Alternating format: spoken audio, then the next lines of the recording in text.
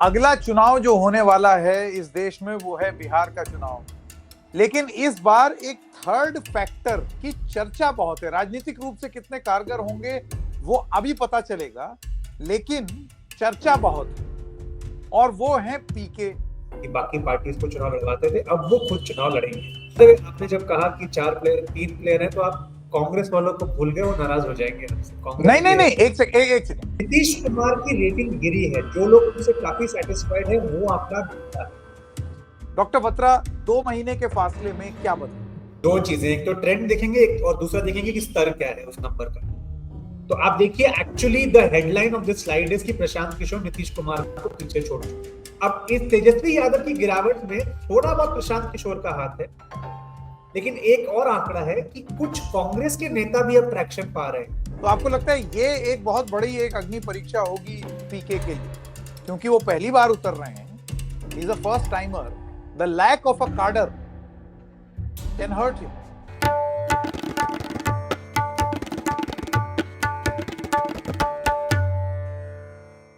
नमस्कार, the red mic में आपका स्वागत है। आप मेरे साथ और डॉक्टर कार्तिकेय बत्रा के साथ देख रहे हैं द रेड माइक पाठशाला।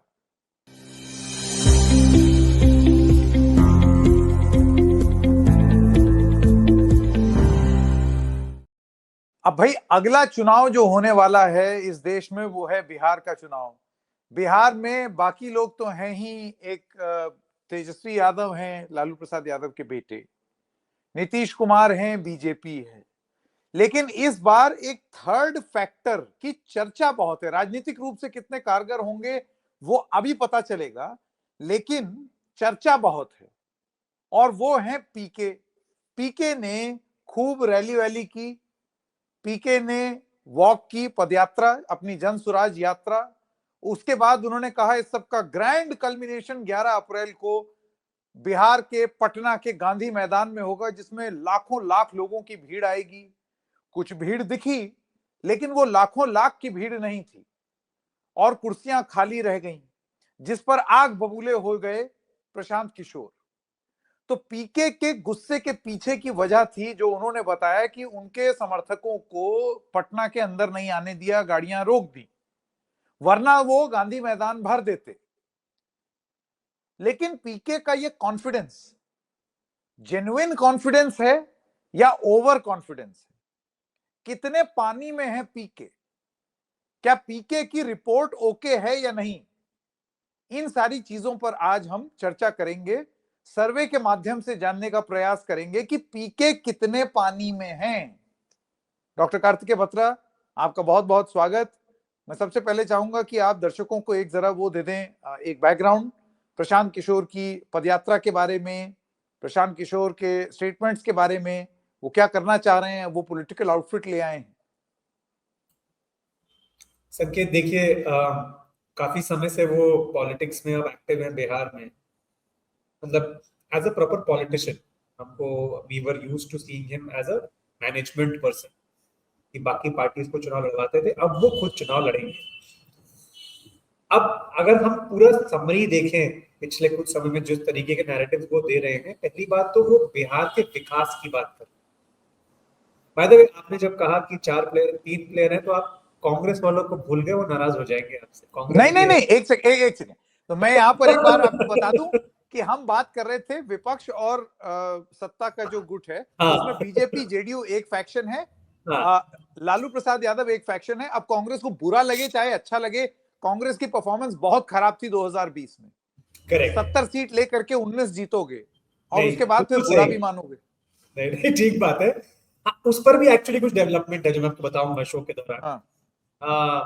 खैर, कमिंग बैक टू पीके, तो प्रशांत किशोर अब बिहार के विकास की बात कर रहे हैं, और अगर एक समरी देखे ना, उनका ज्यादा फोकस है रीजनल पार्टीज को अटैक करने का। मतलब जेडीयू के पीछे जा रहे हैं नीतीश कुमार के, और आरजेडी के पीछे जा रहे हैं तेजस्वी यादव के, लालू यादव। कुछ हद तक कांग्रेस, और कुछ हद तक, बहुत कुछ हद तक, मतलब बहुत कम रादर, बीजेपी। तो टारगेट है, चारों को टारगेट कर रहे हैं, एक एंटी एस्टैब्लिशमेंट फेस बनने की कोशिश कर रहे हैं कि जो स्टेटस को है वो बिहार डिजर्व उससे बेटर करता है। तो ये चारों ही सही नहीं है, बट हाँ, उसमें एक डिफरेंशिएशन है, रीजनल पार्टीज को ज्यादा तक टारगेट कर रहे हैं और नेशनल पार्टीज को कम। बिल्कुल, लेकिन वो बीच बीच में बोलते हैं, कांग्रेस के खिलाफ भी बोलते हैं, क्योंकि मैंने बहुत क्लोजली इनकी स्पीचेस मॉनिटर की हैं, इस वजह से मैं आपको बता सकता हूं। And I have interviewed him जब जन स्वराज यात्रा चल रही थी, तो जिस पैशन से अपना चल रहे थे वो भी देखने लायक था। अब आते अभी हैं। हाँ, उन्होंने एक बात जैसे कही कि कांग्रेस ने बिहार की किस्मत आरजेडी के हवाले कर दी और बीजेपी ने जेडीयू की, तो वो इनडायरेक्टली उनको आड़े हाथ लेते हैं। बिल्कुल आपसे मैं इस बात से एग्री करता हूं। करेक्ट। और लेकिन वो जितना ज्यादा टारगेटेड अटैक है अगेंस्ट लालू और नीतीश, या लालू के बेटों पर और नीतीश कुमार पर, उतना ज्यादा बीजेपी और कांग्रेस के खिलाफ नहीं है। बोलते हैं लेकिन कम बोलते हैं। अब उनका तर्क ये हो सकता है कि भाई जो जो सही मायने में बिहार में सक्रिय है, हम उसी के बारे में तो ज्यादा बोलेंगे, इतनी अकाउंटेबिलिटी ज्यादा होगी। ये तस्वीरें हैं उस जन स्वराज यात्रा की, जब वो फुल फ्लेजेड पार्टी नहीं बने थे और जब वो पूरे बिहार घूम रहे थे। अब आते हैं ये देखने के लिए और ये जानने के लिए कि पीके इस बार के चुनाव में क्या करेंगे, पीके कितने पानी में, ये जानने का प्रयास करेंगे। और वो मैं चाहता हूं डॉक्टर कार्तिकेय बत्रा, आप रिसर्च के और सर्वेक्षण के माध्यम से हम लोगों को उसके बारे में बताएं। तो संकेत, आज के शो का संदर्भ एक रिसेंट सर्वे है जो सी वोटर ने कराया है। ये तकरीबन 1200 का सैंपल है। ये सारा टेलीफोन बेस्ड सर्वे है। तो इसमें हमने पॉलिटिकल पल्स जानने की कोशिश की कि क्या चल रहा है बिहार में। तो बहुत सारे सवाल थे, मैं कुछ का आपको एक समरी दे रहा हूं इसमें। जैसे हमने पूछा पहली बात कि सरकार और मुख्यमंत्री की परफॉर्मेंस से आप कितना खुश हैं। तो अगर हम उस डेटा पॉइंट पर पहले आए तो आप देखेंगे कि दो चीजें हैं कि ज्यादा लोग नाखुश है बनिस्बत खुश के, या कहीं बीच में। मतलब अगर हम सेटिस्फाइड का आंकड़ा देखें, मैं फिर कि नीतीश कुमार की रेटिंग गिरी है। जो लोग उनसे काफी सेटिस्फाइड है वो आंकड़ा घटा है। और दूसरा ऑब्जर्वेशन कि नीतीश कुमार की अपनी रेटिंग से ज्यादा उनके सरकार की रेटिंग अच्छी है, जिसका मतलब ये है कि नीतीश कुमार का व्यक्तित्व सरकार की पॉपुलैरिटी को गिरा रहा है। जैसे देखिए, पहले आप स्टेट गवर्नमेंट को देखिए, फरवरी और अप्रैल दोनों का डेटा है इसमें। अगर हम ये कहें कि हमने ये पूछा कि आप राज्य सरकार के काम से कितना खुश हैं, ये जो आप रिजल्ट देख रहे हैं, ये सवाल जो है वो सवाल ये है कि आप काम से कितने संतुष्ट हैं। करेक्ट, ठीक डॉक्टर बत्रा, किसके काम बिल्कुल से? सही, राज्य सरकार के। बिल्कुल। हाँ, ये पहला राज्य सरकार का टेबल है, फिर मुख्यमंत्री का। हाँ। तो राज्य सरकार में संकेत अगर आप देखिए तो कुछ ज्यादा चेंज नहीं हुआ है फरवरी और अप्रैल के बीच में। वेरी मच सेटिस्फाइड 32 तकरीबन थे, अभी भी 32% है। और नॉट एट ऑल सेटिस्फाइड वो 35 थे, वो तकरीबन 33.5 है। इसका मतलब एक्चुअली जो नाराज वर्ग था वो घटा है, मतलब राज्य सरकार की ओर मैं बोल रहा हूँ। जो नॉट एट ऑल सेटिस्फाइड थे, मतलब बिल्कुल खुश नहीं है, वो बीच की श्रेणी में आ गए हैं कि कुछ हद तक खुश है। तो राज्य सरकार की रेटिंग एक्चुअली इतनी बुरी नहीं जा रही। लेकिन अगर अब हम मुख्यमंत्री का आंकड़ा देखते हैं, मेरा मतलब राज्य सरकार में एक पॉजिटिव ट्रेंड है। हालांकि यहां पर भी अगर आप सेटिस्फाइड टू सम एक्सटेंट को एक स्विंग वोटर माने तो मामला अभी भी यहां पर फंस सकता है। लेकिन जो मुख्यमंत्री का आंकड़ा है, वहां आप देखेंगे कि सीएम की जो रेटिंग है वो पिछले 2 महीने में तकरीबन 1.5% गिरी है। और वो लोग जाके बैठ गए हैं उन लोगों में जो कहते हैं कि हम बिल्कुल खुश नहीं हैं, और उसमें से कुछ आंकड़ा गया है कि हम कुछ हद तक खुश हैं। मतलब नीतीश कुमार की अपनी पॉपुलैरिटी डाउन गई है पिछले 2 महीने में, और उनकी राज्य सरकार की पॉपुलैरिटी या तो वही है या एक्चुअली थोड़ी बढ़ी ही है। तो इस संदर्भ में फिर अगला सवाल ये था कि आज की तारीख में अगर पोल हो तो आप प्रेफर्ड सीएम चॉइस किसको मानते हैं। अब इसमें 2 चीजें ध्यान रखिएगा। पहली बात, अभी चुनावी मौसम पूरी तरीके से आया है, अभी परवान नहीं चढ़ा है। हाँ, अभी तो आईपीएल का मौसम चल रहा है। हाँ। दूसरी बात, बीजेपी ने नीतीश कुमार के पीछे अपना हाथ अभी एक तरीके से रख दिया है, लेकिन थोड़ी बहुत एम्बिग्विटी हमेशा रहती है बीजेपी और जेडीयू। हालांकि बार बार यही कहा जा रहा है। अभी पीछे आपने सुना होगा कि हरियाणा के मुख्यमंत्री नायब सिंह सैनी ने क्या बोला कि सम्राट चौधरी बीजेपी को बिहार में जितवाएंगे। करेक्ट। लेकिन उसके बाद फिर एक कोर्स करेक्शन भी किया गया बीजेपी के द्वारा। तो ये दो चीजें हैं कि एक तो इलेक्शन पूरी तरीके से नहीं चढ़ा है, दूसरा बीजेपी और जेडीयू के रिलेशन में हमेशा एक एम्बिग्विटी रहती है, वो अभी भी है कुछ हद तक। हालांकि ये कहा जा रहा है कि मुख्यमंत्री के फेस नीतीश कुमार। इस संदर्भ में जब ये सवाल पूछा गया कि देखिए अभी सबसे प्रेफर्ड मुख्यमंत्री का चॉइस कौन है, तो रिजल्ट जो आया वो अगली स्लाइड पर है। आप देखेंगे नीतीश कुमार जी का अपना आंकड़ा काफी कमजोर है। नीतीश कुमार जी का अपना आंकड़ा केवल 15%। ये मैं दर्शकों को जरा संदर्भ के लिए बता दूं, सवाल ये था कि आप परफॉर्मेंस से कितने संतुष्ट हैं, और उसके बाद उसमें दो विकल्प थे सी वोटर के सर्वे में, राज्य सरकार की परफॉर्मेंस से और मुख्यमंत्री की परफॉर्मेंस से। पहला सर्वेक्षण हुआ 2 फरवरी को, दूसरा हुआ जून में, 6 अप्रैल और 6 अप्रैल हाँ वो फ्लिप्ड है, वो ओके, जो 6 मंथ और अप्रैल डेट है वो फ्लिप्ड है, ठीक है, जैसे समझ यूएस तो सिस्टम होता है। 1 फरवरी में हुआ और 1 अप्रैल में हुआ, यानी कि Correct. 2 महीने का फासला था। 2 महीने के फासले के अंदर राज्य सरकार की टैली अगर आप देखें तो वो उतनी उसमें कोई बहुत ड्रामेटिक गिरावट नहीं आई, कहो Yes. थोड़ी सी इंप्रूवमेंट भी हो गई हो। करेक्ट। लेकिन मुख्यमंत्री के चेहरे में आप देखिए कि वेरी मच सेटिस्फाइड घट गया, 31.3 से 29.8 हो गया, और नॉट एट ऑल सेटिस्फाइड 39.3 से बढ़कर 41.2 हो गया, यानी कि यहां पर एक स्विंग देखने को मिला। जैसे जैसे चुनाव और आगे जाएगा, ये सी वोटर का जो ट्रैकर सर्वे है उसमें ये सारी चीजें और आती रहेंगी और इससे एक और अनुमान मिलेगा। अब डॉक्टर बत्रा जो बता रहे हैं, अब उस स्लाइड पर आइए कि अगर आज चुनाव हो जाते हैं तो मुख्यमंत्री का चेहरा कौन, और ये पहला हुआ फरवरी में, दूसरा हुआ अप्रैल में, बिल्कुल वैसे ही 2 महीने का फासला है। डॉक्टर बत्रा, 2 महीने के फासले में क्या बदला? दो चीजें, एक तो ट्रेंड देखेंगे, एक और दूसरा देखेंगे कि स्तर क्या है उस नंबर का। पहले आप देखिए नीतीश कुमार जी अप्रैल में 15% पे है, तेजस्वी 35.5, सम्राट चौधरी 12.5 और प्रशांत किशोर तकरीबन 17-17।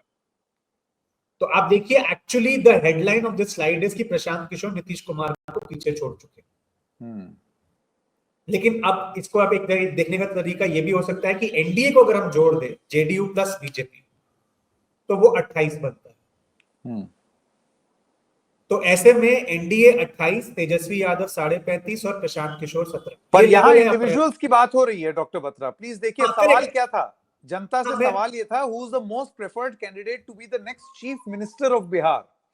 तेजस्वी यादव 5% गिरे जरूर हैं, लेकिन अभी भी लीड में है। बिल्कुल है, और वो गिरावट का मैं बताता हूं क्या है। मैं वही कह रहा हूं आपको कि नीतीश कुमार और जो बीजेपी के बीच में एक एम्बिग्विटी रहती है ना, कि सब अभी इस समय अगर नीतीश कुमार सर्वे सर्वा सबके एक्सेप्टेड लीडर होते हैं एनडीए के, तो क्यों सम्राट चौधरी 12.5% पे होते, आप बताइए। सही बात है। आपको मैं उदाहरण देता हूं, पंजाब 2022 में जब तक भगवंत मान अनाउंस नहीं हुए थे, चन्नी साहब आगे चल रहे थे सबसे, भगवंत मान पीछे, और तीसरे नंबर पे केजरीवाल जी थे। जैसे ही अनाउंसमेंट हुआ, वो केजरीवाल जी का सारा जो था चला गया भगवंत मान जी को, और वो नंबर 1 पर आ गए। तो कहने का मतलब है वो एम्बिग्विटी जब तक थी तब तक वो लग रहा था कि एक व्यक्ति आगे, जैसे ही वो एम्बिग्विटी गई वो सब एक तरफा हो गया। ऐसा जरूरी नहीं है हर जगह हो, जैसा कि मैंने कहा, अगर बीजेपी जेडीयू के रिश्ते खराब होते हैं तो ये जो समेशन में कह रहा हूं 15.5 12.5 जोड़ दीजिए, ये गलत हो। लेकिन अगर वो बेहतर होता है या समन्वय बन जाता तो ये जुड़ भी सकता। लेकिन एक्स फैक्टर है प्रशांत किशोर की एंट्री 17%। अब एक ट्रेंड जो बढ़ी है 14.9% से 2 महीने में बढ़ करके 17.2 इस ट्रैकर सर्वे में सी वोटर के, ये सिग्निफिकेंट है। सम्राट चौधरी की भी बढ़ी है, और डिप किसकी हुई है? नीतीश कुमार और तेजस्वी यादव। अब इस तेजस्वी यादव की गिरावट में थोड़ा बहुत प्रशांत किशोर का हाथ है, लेकिन एक और आंकड़ा है कि कुछ कांग्रेस के नेता भी अब ट्रैक्शन पा रहे हैं। और इसमें अगर हम मतलब ये कहें कि कांग्रेस कमजोर थी 2020 के विधानसभा चुनाव में, ये बात तो सही है, लेकिन 24 के लोकसभा चुनाव में कांग्रेस ने अच्छा प्रदर्शन किया, और कांग्रेस ने दलित वोट को अपनी तरफ काफी हद तक खींचा, वो सासाराम की सीट जीते। और अगर आप पप्पू यादव की भी सीट मिला दो तो कांग्रेस 4 सीटें लेकर आई।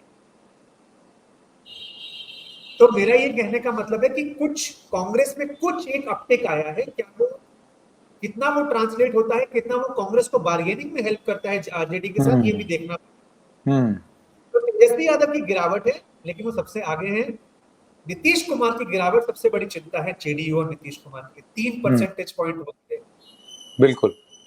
और मैं ये जानना जो चाहता हूं डॉक्टर बत्रा, ये जो प्रशांत किशोर का गेन है 14.9 से 17.2, this is at the cost, is this at the cost of RJD या at the cost of JDU BJP? बहुत बढ़िया सवाल है, और अगली स्लाइड इसी के बारे में कि Who is PK attracting? Prashant Kishor किसके वोट ले रहे हैं। देखिए, इसमें 3 तरह की कैटेगरी मैं इसमें मानता हूं। पहली कैटेगरी वो बीजेपी वोटर जो एनडीए के साथ है लेकिन वो जेडीयू से खुश नहीं है।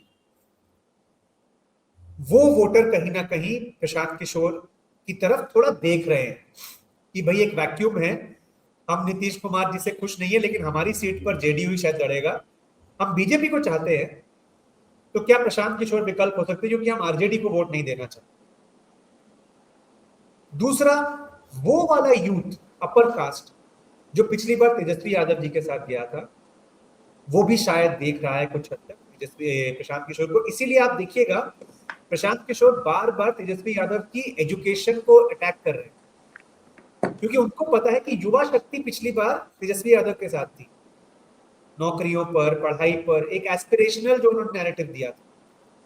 तो जब वो तेजस्वी यादव को उनके एजुकेशनल बैकग्राउंड पर अटैक करते हैं, तो वो उस क्रेडिबिलिटी को डेंट करते हैं कि ये एस्पिरेशंस क्या समझेंगे, ये तो खुद भी पूरा स्कूल पार नहीं किए। तीसरे कुछ ऐसे वोटर हैं जो यादव, कुर्मी, कोयरी नहीं देखते, वो एक कास्ट एग्नोस्टिक वोट है, उसमें से भी कुछ हिस्सा एक प्रशांत किशोर की ओर जा रहा है। अब इसमें मैंने लिखा है repeat of Chirag model. Chirag model आपको पता है 2020 में क्या हुआ था कि चिराग पासवान ने एनडीए का कवच पहनकर जेडीयू के खिलाफ कैंडिडेट छोड़े थे और उन्होंने जेडीयू को बहुत डेंट पहुंचाया था। लेकिन उस समय के चिराग पासवान आज के पीके में एक फर्क है। चिराग पासवान ओपनली कहते थे मैं एनडीए का हिस्सा हूं लेकिन मैं जेडीयू के खिलाफ। तो उनको महागठबंधन का वोट मिलने का मतलब बहुत कम, क्योंकि वो साफ साफ कह रहे थे मैं मोदी जी का हनुमान हूं। लेकिन आज पीके अभी तक कम से कम बीजेपी की प्रॉक्सी की तरह नहीं दिखते। तो ऐसे में 2 चीजें होती हैं।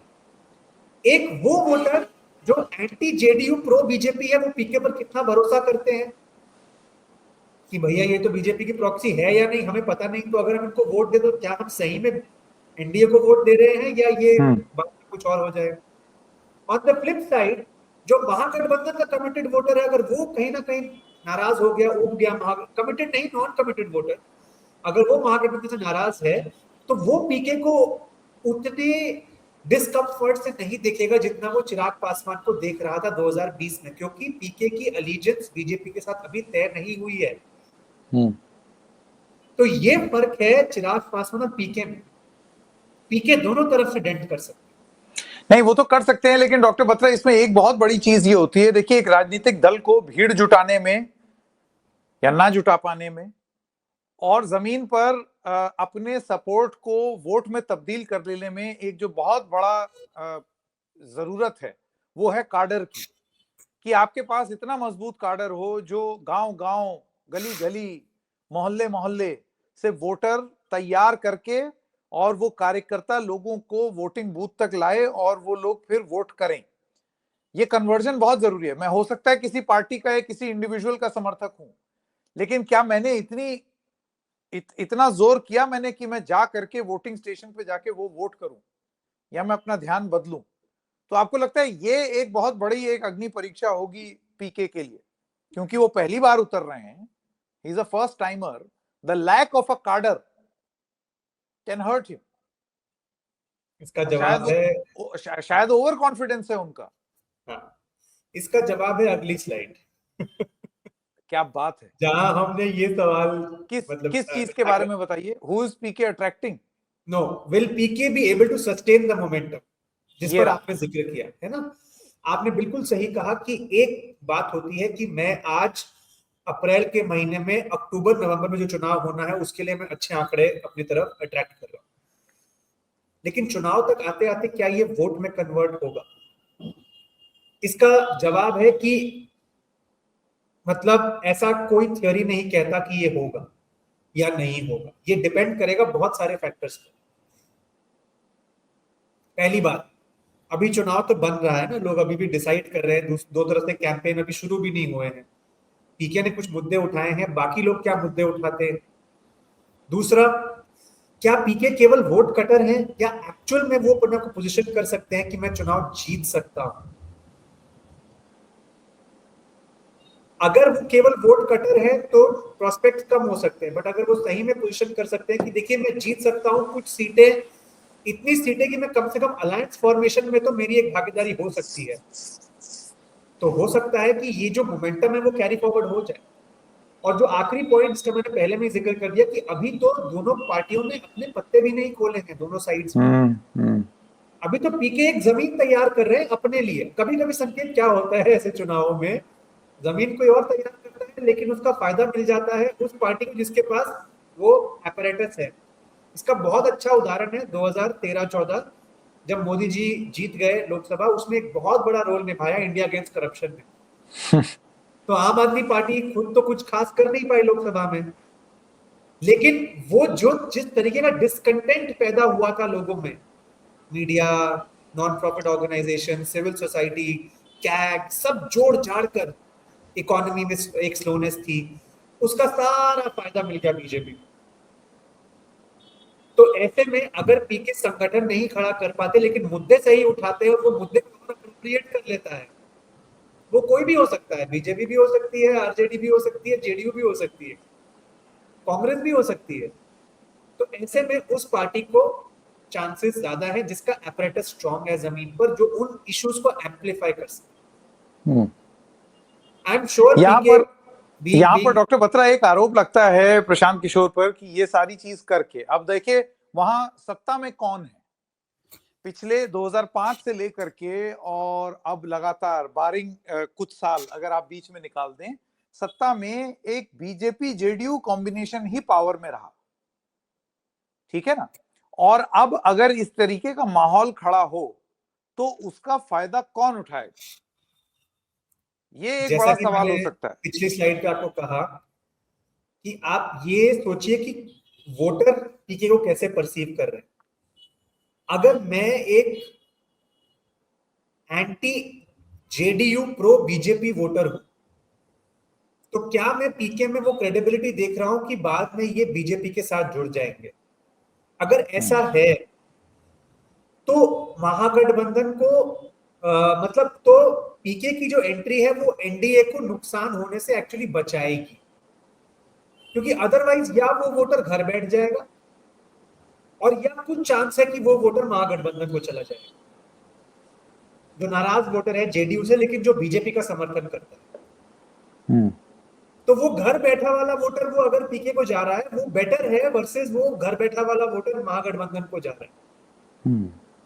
वही अगर पीके की क्रेडिबिलिटी ये बनती है कि देखिए ये तो नीतीश कुमार को अटैक कर रहे हैं,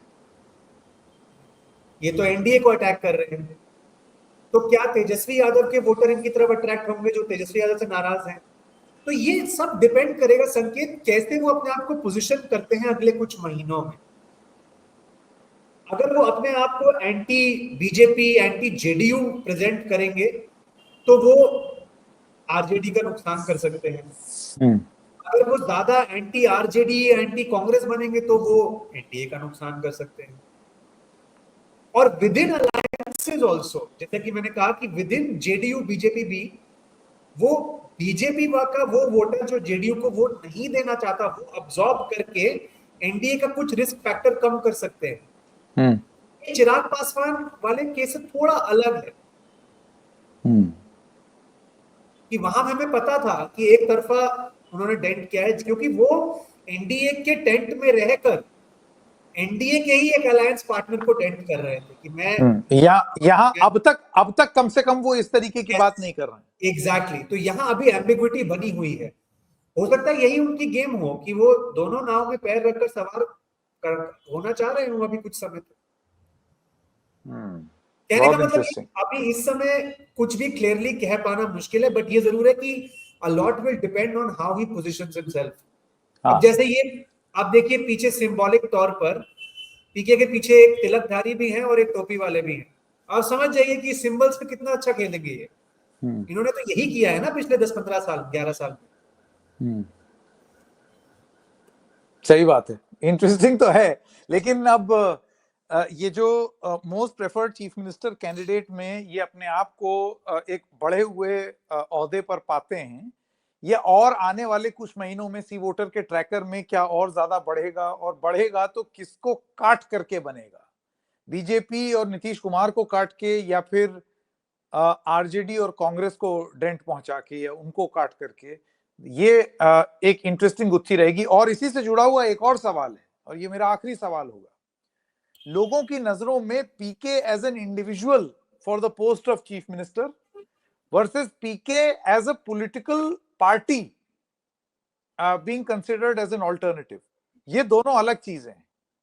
मैं हो सकता है मैं इंडिविजुअल से प्रभावित हूं, लेकिन उसकी पॉलिटिकल पार्टी से नहीं, और जिस वजह से जब वो नहीं होगा तो फिर ये भी नहीं होगा। ऐसा बहुत होता है संकेत। जैसे ऐसी कितनी रीजनल पार्टीज हैं जहां पे रीजनल में भी सब रीजनल पार्टीज है जहां इंडिविजुअल्स बहुत पॉपुलर है बट वो पार्टी वोट नहीं खींच पाती।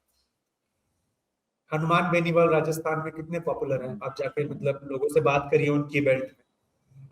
ये तमिलनाडु में अभी तो विजय की बात चल रही है, लेकिन एक आए थे विजयकांत, वो भी सिनेमा से आए थे। उन्होंने ऐसा डेब्यू किया अपना पॉलिटिक्स में, उनकी पार्टी 10-11% वोट लेके उन्होंने पूरा चुनाव पलट दिया, लेकिन वो एक क्रिटिकल मास क्रॉस नहीं कर पाया। राज ठाकरे अपने पहले चुनाव में डेब्यू करते हैं और 10 से ऊपर लोग विधानसभा सीटें ले आते हैं, लेकिन उसके बाद वो पार्टी ज्यादा चढ़ नहीं पाती। तो ये कुछ ऐसी हैं। लेकिन फिर एट द सेम टाइम हमारे पास अरविंद केजरीवाल का भी उदाहरण है कि वो एक व्यक्ति के आसपास ऐसी पार्टी खड़ी कर देते हैं कि वो 2 राज्य जीत जाते हैं। Probably the most successful political enterprise in the last 10-15 years in India. That is true. हालांकि अभी सेटबैक हुआ है, लेकिन हमारे पास दोनों तरह के उदाहरण हैं। तो क्या पीके goes the way of AK or does he go the way of, शायद विजयकांत की पार्टी का नाम था DMDK। वाह, AK PK DMDK, are you okay? बिल्कुल बिल्कुल DMDK ही था। तो इसको ऐसे फ्रेज करेंगे कि will PK go the way of AK और DMDK। Very interesting, very interesting. खैर, ये सर्वे हमेशा रोचक रहते हैं, उससे कुछ कुछ चीजें पता लगती रहती हैं, लेकिन ये कंप्लीट पिक्चर नहीं है। ये अभी डेवलपिंग सिचुएशन है, बन रही है। हाँ, बन रही है, और जैसे जैसे और बनेगी और पाठशाला आप लोगों के साथ लेकर के आएंगे। तो पीके कितने पानी में, उम्मीद है आपको अभी की स्थिति क्या है उसके बारे में थोड़ा सा आइडिया मिला होगा। डॉक्टर कार्तिकेय बत्रा, बहुत बहुत धन्यवाद हमारे साथ जुड़ने के लिए। दर्शकों आपका भी। फिर मिलेंगे किसी और मुद्दे के साथ, तब तक के लिए नमस्कार।